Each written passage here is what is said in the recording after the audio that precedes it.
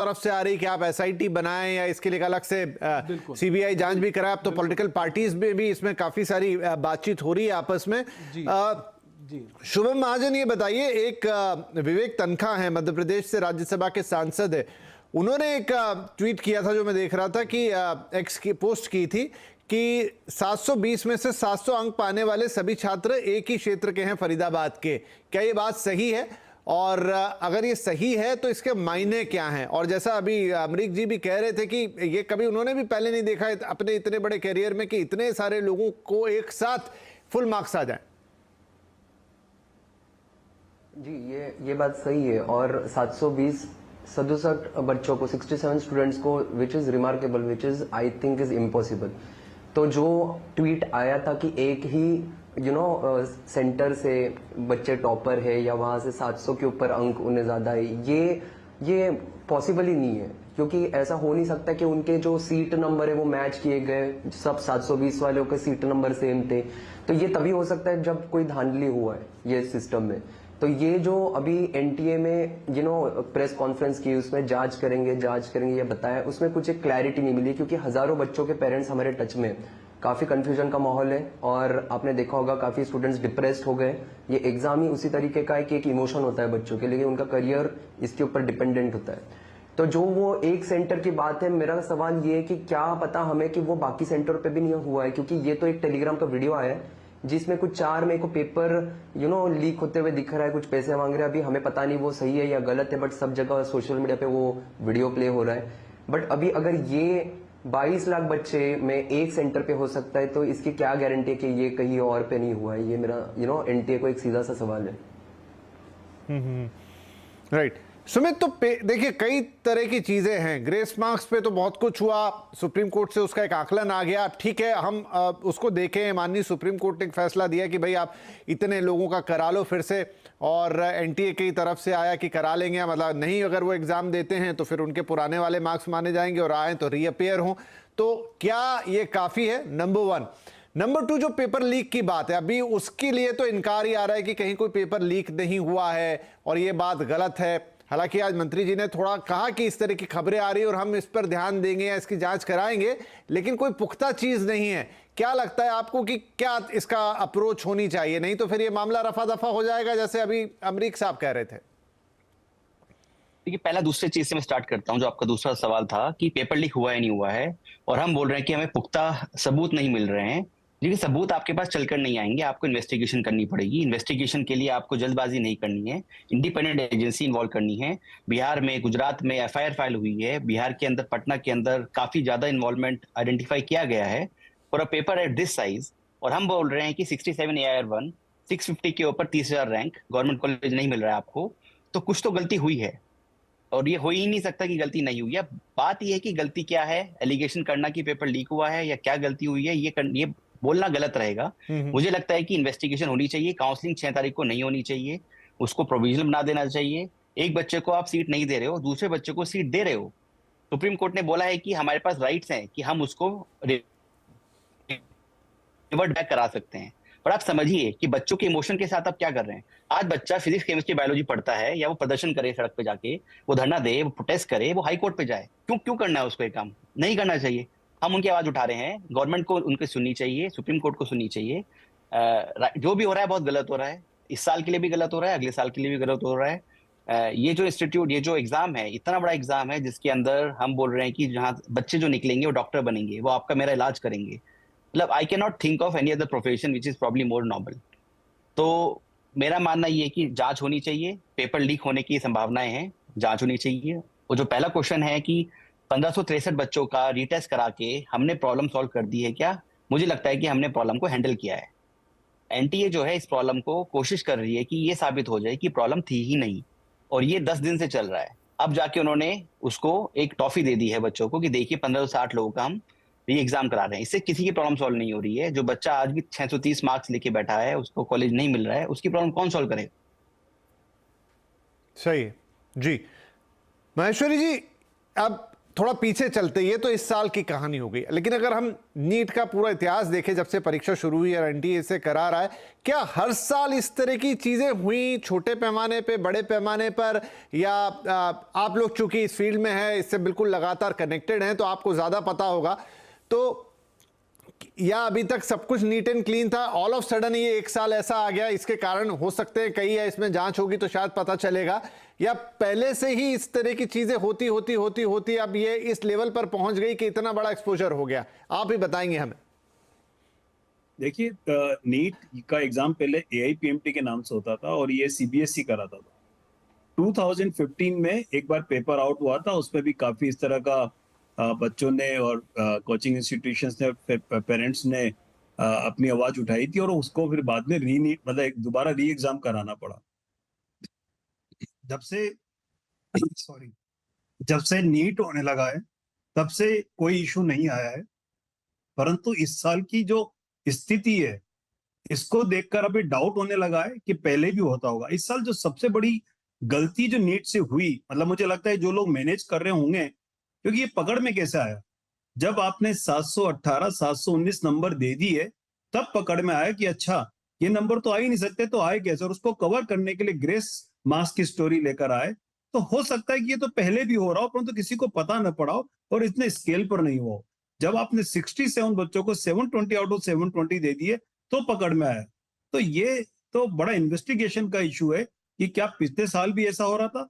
मेरे हिसाब से हो रहा होगा, परंतु छोटे स्केल पर होगा, ज्यादा उससे इंपैक्ट नहीं आ रहा था, इतने सरप्राइजेस नहीं आ रहे थे बच्चों के, ऐसे कोई सरप्राइज नहीं आते थे कि जो आकर बोल रहे हो, क्योंकि जिनके नंबर बढ़ रहे थे वो किसी से आकर बोलेंगे नहीं, और जिनके नंबर जितने आने थे परंतु काउंसलिंग में पार्टिसिपेट नहीं कर पा रहे थे, वो मान के चलते थे कि हम फेल हो गए, हम सक्सेसफुल नहीं हो पाए, और वो अपनी प्रिपरेशन करने लग जाते थे। परंतु इस साल के डेटा कहीं से भी किसी भी तरीके से जस्टिफाई नहीं होते। कोई भी एग्जाम करा लीजिए आप, 67 स्टूडेंट किसी भी हालत में 720 आउट ऑफ 720 यानी 100% मार्क्स नहीं ला सकते। सीबीएसई का जो बोर्ड का एग्जाम होता है उसमें भी नहीं आते, ये तो कॉम्पिटिटिव एग्जामिनेशन है, इसमें कैसे आ सकते हैं? तो ये बिल्कुल मुझे लगता है कि पहले होता होगा, परंतु शायद इतने स्केल पर नहीं होता होगा, और वो इस साल इतने बड़े स्केल पर हो गया कि उसका जस्टिफिकेशन एनटीए के पास है ही नहीं, और वो सब कवर अप कर रहे हैं। और अभी एक क्वेश्चन था आपका कि क्या 1500 जो 63 बच्चे हैं इनका रीटेस्ट कराने से प्रॉब्लम सोल्व हो जाएगी? बिल्कुल नहीं होगी, क्योंकि अब जो एग्जाम लेंगे उसका लेवल किस तरह का आप बनाएंगे और उन बच्चों की रैंकिंग को बाकी बच्चों की रैंकिंग के साथ कैसे एडजस्ट करेंगे, इसका जस्टिफिकेशन कौन देगा? तो ये तो बहुत कॉम्प्लेक्स हो गया कि आपने एक कुछ सेट ऑफ स्टूडेंट्स का एग्जाम अलग से करा लिया, और फिर उनको उनका क्वेश्चन पेपर का लेवल कैसे इंश्योर होगा कि वही है जो अभी पहले हुआ था, और उनके मार्क्स का रैंकिंग इन बच्चों की रैंकिंग के साथ कैसे एडजस्ट करेंगे? तो situation is getting more complex by this. तो मुझे नहीं लगता कि ये सोल्व हो रहा है इतना आसानी से इशू।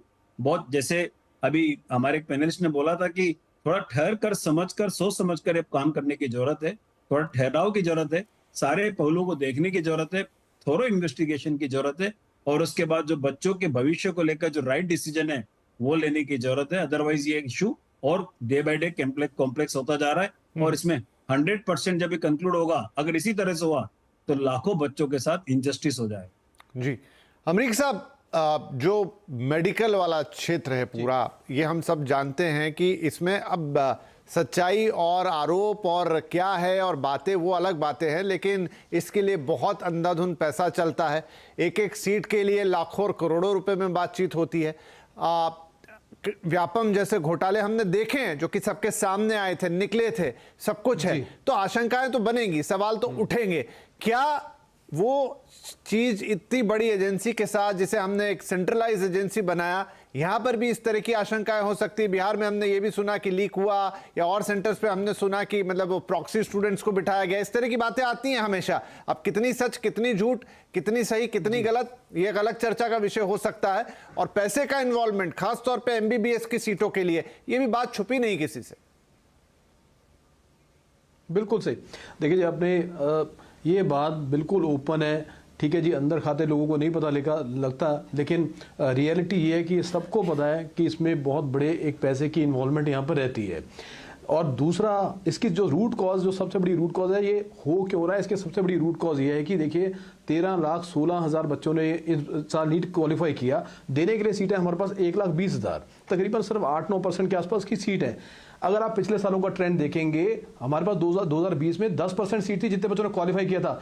ये जो बहुत बड़ी चिंता का विषय ये भी है, आप सोचिए कि हर साल ये जो खाई है वो गैप जो बढ़ता जा रहा है। इस साल जो ये पहले 2020 में 10% सीट थी कम से कम इन बच्चों को देने के लिए, इतने कॉलेज खुलने के बावजूद, इतनी सीट इंक्रीज होने के बावजूद ये 8% रह गया। इसके ऊपर कोई ध्यान नहीं दे रहा कि इसका कोई तरीका क्या निकाला जाए। देखिए, तरीका नए कॉलेज खोला है, सीट बढ़ाने से नहीं निकलेगा, इसका कोई और वे आउट, परमानेंट सोल्यूशन ढूंढिए। ये सरकार के अंदर एक से एक अच्छे पढ़े लिखे लोग बैठे हैं, उनको इसका कोई परमानेंट सोल्यूशन ढूंढना चाहिए ताकि इस तरह की चीजें ना हो।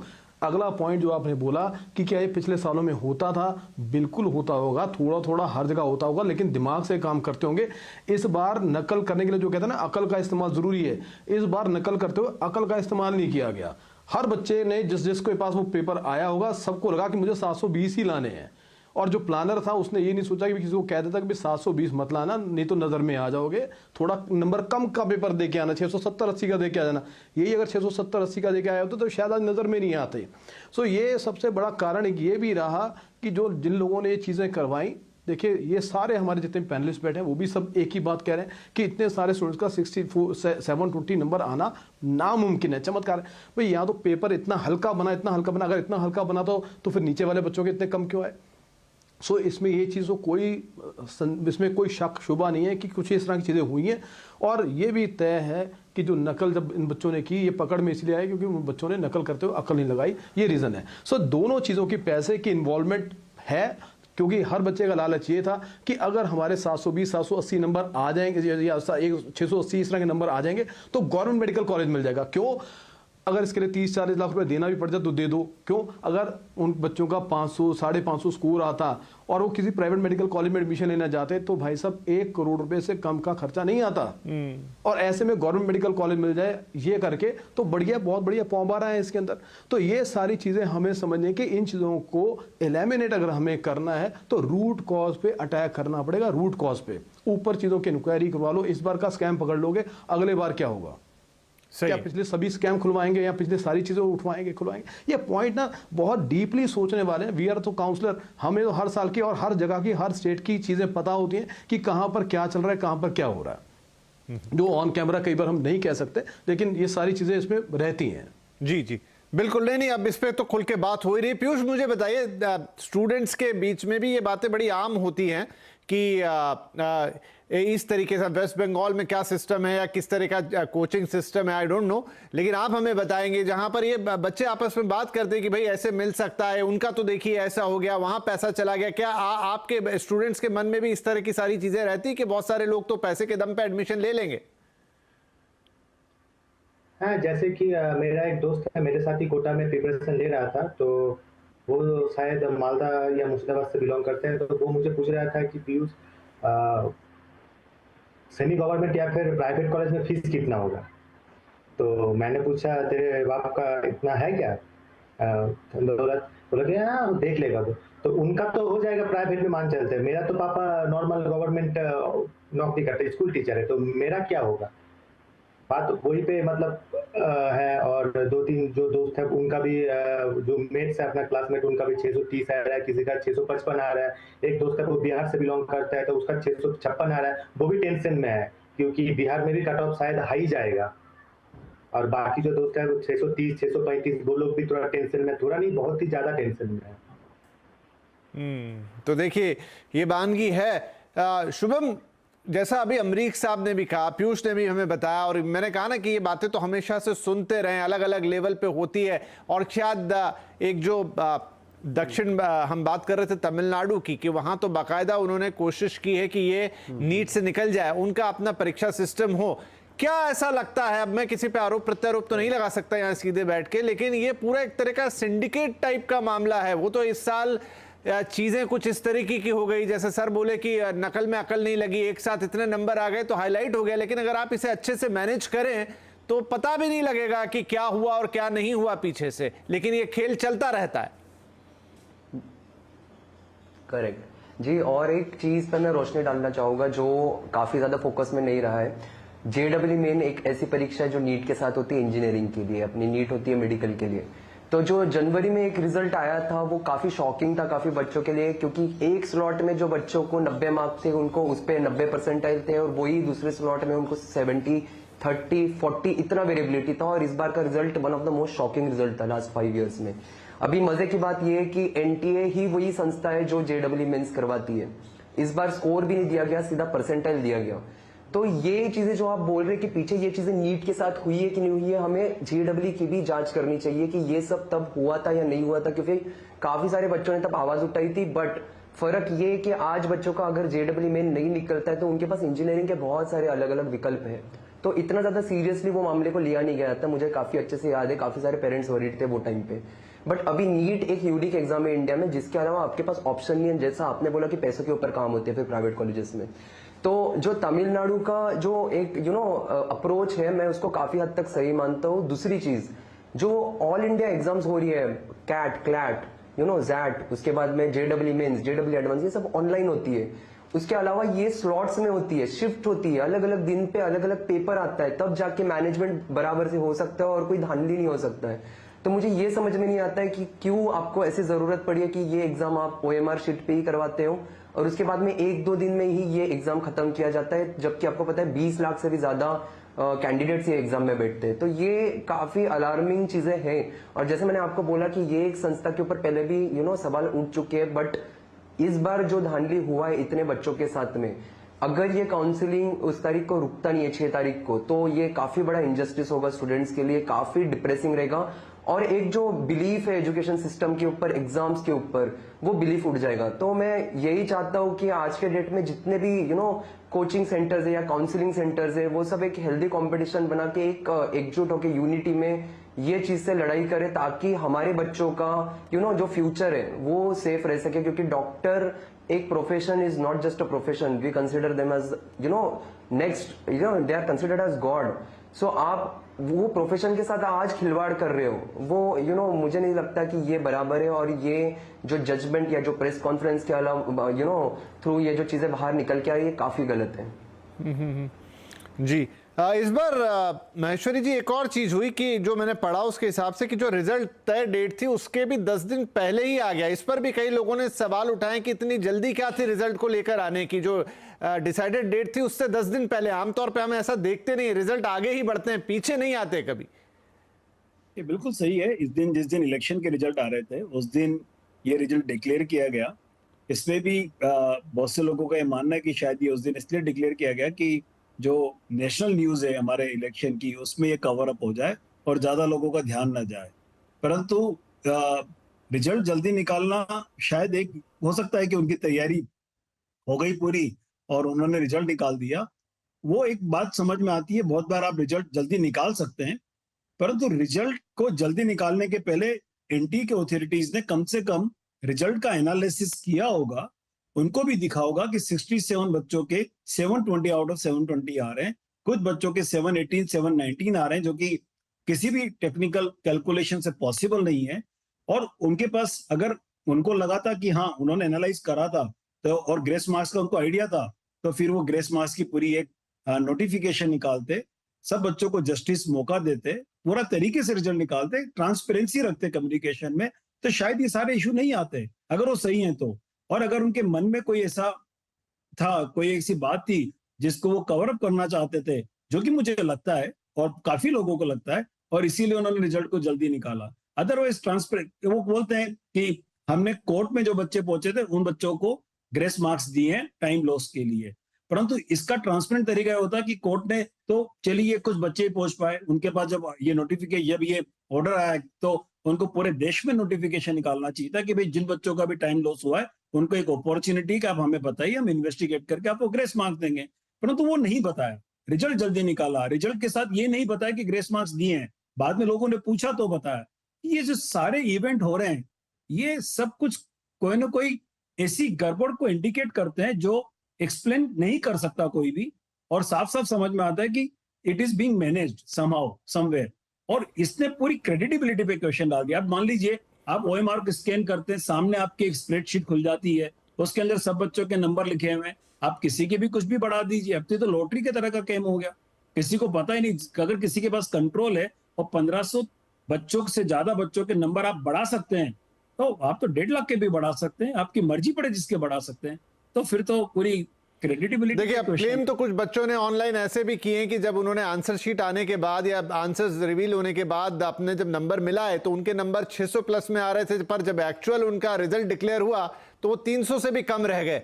तो अब पता नहीं, अब ये अलग अलग क्लेम्स हैं ऑनलाइन। अच्छा, एक छोटा सवाल शुभम आपसे, मैं ब्रेक लूं उससे पहले क्विकली बताइए, ये जो पेपर गड़बड़ी की भी बात आ रही है कि कहीं बोल रहे हैं कि कुछ हिंदी का इंग्लिश दे दिया, इंग्लिश का हिंदी दे दिया, या सेट ए का सेट बी दे दिया, ये क्या इतना इजी है इस तरह की गलती हो जाना? मतलब इतनी बड़ी एग्जाम है, ऐसा तो होता नहीं होगा कि उसी समय आके वो 5वीं बोर्ड की परीक्षा जैसा पेपर जो कहीं स्टेट बोर्ड में आज से 20-25 साल पुरानी प्रणाली थी, उसी समय खोला जाता था, कोई लेके आता था, पहले आते होंगे, चेक किए जाते होंगे, तब दिए जाते होंगे? नहीं, ये जो प्लानिंग होता है ये काफी पहले से प्लानिंग होता है, तो ये होना इम्पॉसिबल है। देखिए, 1-2 सेंटर पे होना लाजमी है, वो हम लोग समझ सकते हैं, ह्यूमन एरर हो सकता है, बट इतने सारे बच्चों के साथ एक साथ वही एरर होना, और जिस 10 मिनट के वजह से 40 मार्क आप दे रहे हो, जिसका 1 घंटा पेपर लेट दिया गया है उसको 240 मार्क दिए गए, जो कि एक जजमेंट सुप्रीम कोर्ट ने क्लैट के लिए दिया था काफी साल पहले। ये तो चीज समझ में आती है कि कुछ ना कुछ कनेक्टेड है, डॉट्स कनेक्ट हो रहे हैं कि पेपर लेट दिया गया, लैंग्वेज चेंज हो गया, ये सारी चीजें कवर अप कर रही है ये सारी चीजें। तो ये मैं नहीं मानता कि ये ऐसा कुछ ह्यूमन एरर हुआ है इतने बड़े स्केल के ऊपर। ह्यूमन एरर 1-2 सेंटर पे हम लोग समझ सकते हैं, बट एक एनटीए जैसी संस्था जो आज के डेट में सीमैट, जेडब्ल्यू मेंस और नीट कंडक्ट कर रही है इतने सालों से, ये इम्पॉसिबल है, क्योंकि ये सेंटर्स के साथ काफी सालों से काम करते हैं। ऐसा नहीं कि सेंटर लास्ट मिनट पे जुड़ जाता है और ट्रेनिंग नहीं रहता, हर सेंटर पे एनटीए का एक सदस्य भी होता है। तो ये सब इतने सारे प्रोटोकॉल्स होने के बाद में ये सारे जो सामने स्टेटमेंट निकल के आ रहे हैं कि ये सारी चीजें हुई थी, उसकी वजह से पेपर लेट दिया गया या कुछ मिसहैप हो गया, ये सारी चीजें समझ में आती है कि सारे डॉट्स कनेक्ट हो रहे हैं, और ये सारी चीजें सब छुपाने के लिए कुछ ना कुछ हो रहा है ऊपर। ठीक है, नहीं ऐसी घटनाओं से सब कुछ भरा पड़ा, पुष्टि हम नहीं कर सकते। एक खबर में देख रहा था जब कि एक छात्रा का किसी और ने डाला कि ये देखिए, ये फिजिक्स और